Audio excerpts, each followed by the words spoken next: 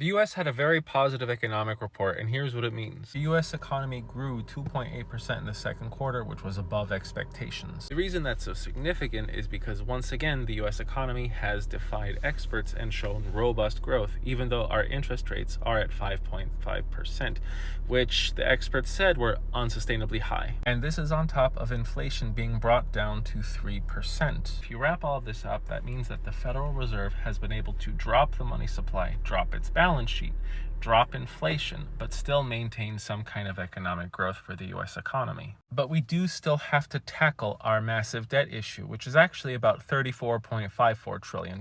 And the interest rate for that is about 3.3% on average. So right now, our debt is larger than our GDP, and it's growing at a faster rate. Now, here's some good news. The US picks up debt when we have a federal budget deficit, meaning that our taxes aren't able to pay for all our spending, so we sell debt and boom, we get the deficit. Deficit skyrocketed from 2019 to 2020 to $3 trillion. By 2022, the deficit was dropped by 50% to $1.5 trillion, and it has been growing slowly. Some more good news about the type of debt we have to fund our deficit. The total interest we're paying just to service our debt this year will be between $900 to $1.15 trillion.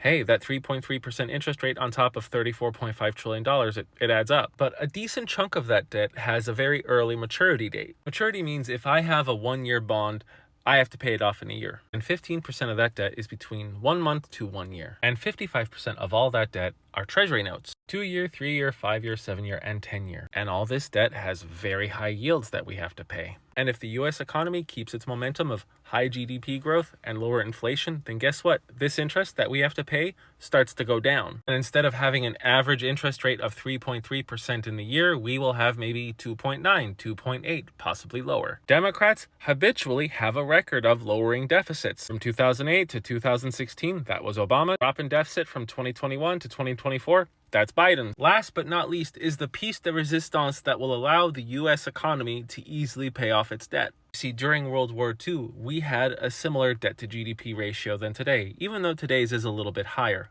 but we easily paid off that debt. I'm quoting economists Elmendorf and Mankiw.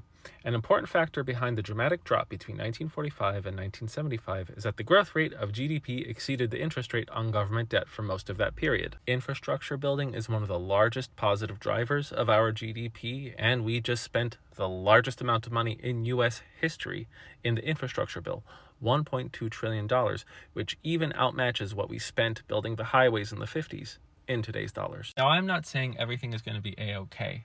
But if the government keeps piloting the economy well, along with the Federal Reserve, then maybe, just maybe, our GDP growth will be high enough to match and even outpace what we're spending on debt. I'm the Geo Hussar. The Federal Reserve never should have set interest rates to 0 because it made too much free money available to people who didn't know how to handle it. Thanks for watching.